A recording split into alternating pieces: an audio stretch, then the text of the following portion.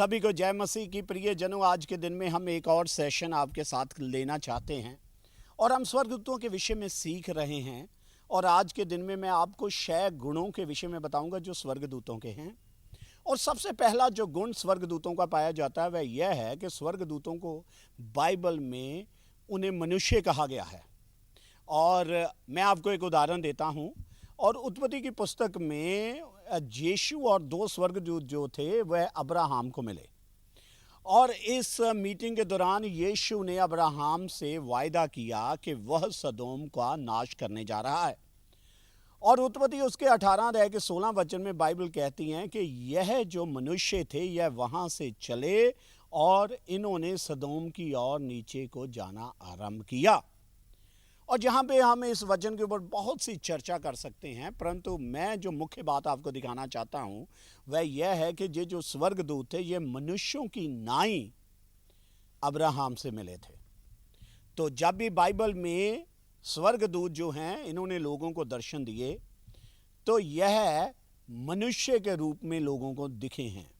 सो यह पहला गुण है जो हम स्वर्गदूतों के विषय में सीखते हैं। दूसरा गुण जो स्वर्गदूतों के विषय में है वह यह है कि यह बहुतायत में है, इनकी गिनती बहुत अधिक है। बाइबल में यह लिखा है कि वह बहुत बड़े बड़े समूहों में दिखे हैं।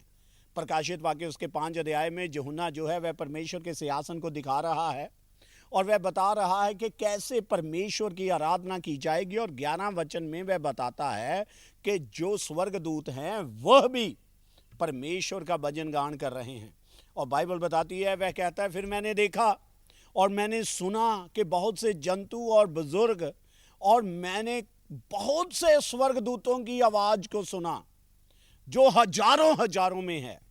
तो बाइबल यह बताती है कि स्वर्गदूतों की गिनती अनगिनत है। यह इतने अधिक हैं कि यह गिने नहीं जा सकते। कोई मनुष्य का मन इन्हें समझ नहीं सकता है। तीसरी बात, जो स्वर्गदूत हैं यह बहुत ही तेज हैं। स्वर्गदूत जो हैं इनकी गति बहुत तेज है। और आइए मैं आपको इसके विषय में एक उदाहरण देता हूं। मत्ती उसके 25 के 31 में यीशु मसीह जो हैं वह बता रहे हैं कि वह वापस आने वाले हैं और स्वर्गदूत उनके साथ आएंगे और वह आएंगे ताकि वह यीशु की इच्छा को पूरा करें। जो कुछ यीशु चाहता है वह उसे पूरा करें।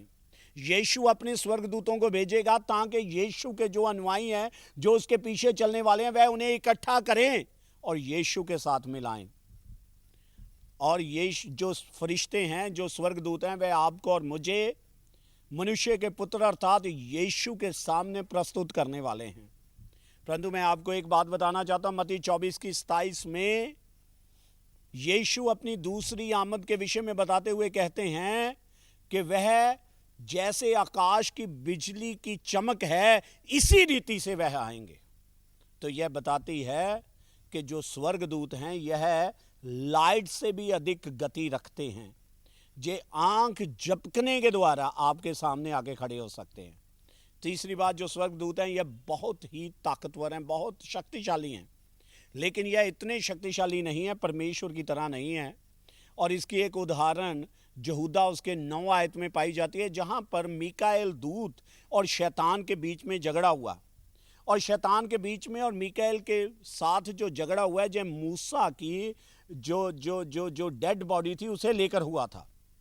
और वहां पर शैतान ने मीकाएल ने शैतान को कहा कि प्रभु तुझे डांटे।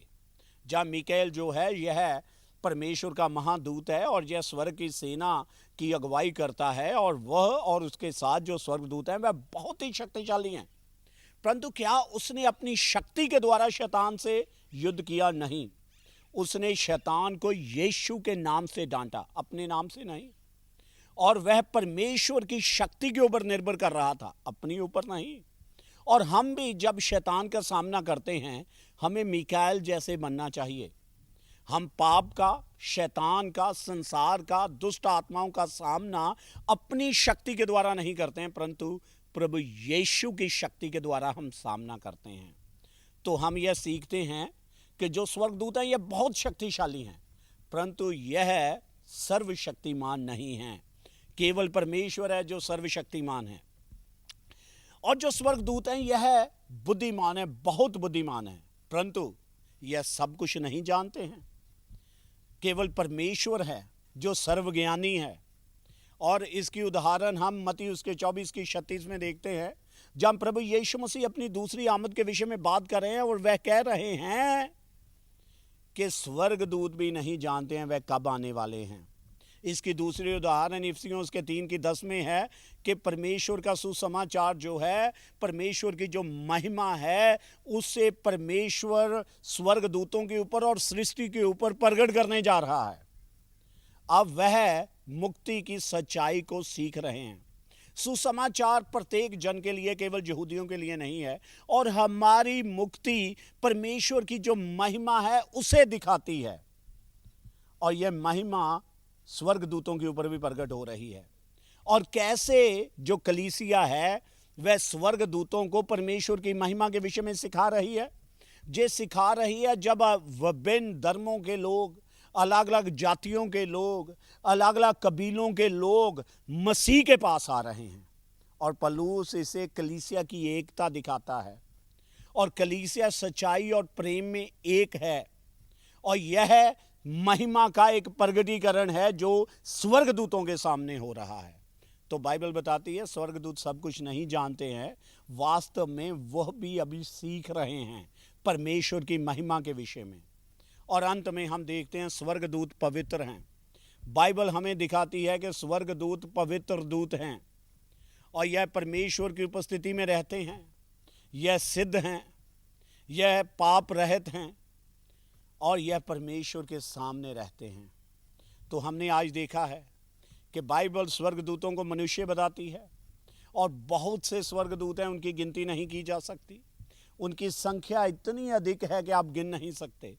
वह बहुत तेज हैं, वह बहुत शक्तिशाली हैं, वह बहुत बुद्धिमान हैं और अंत में वह पवित्र हैं। मैं आशा करता हूँ जो गुण मैंने आपको स्वर्गदूतों के विषय में बताई है, इसके द्वारा आपकी सहायता हुई होगी। और आप हमारे आने वाले वीडियो को अवश्य देखिएगा जिसमें मैं स्वर्गदूतों की सृष्टि के विषय में बात करूँगा। प्रभु आपको आशीष दे। जय मसीह की।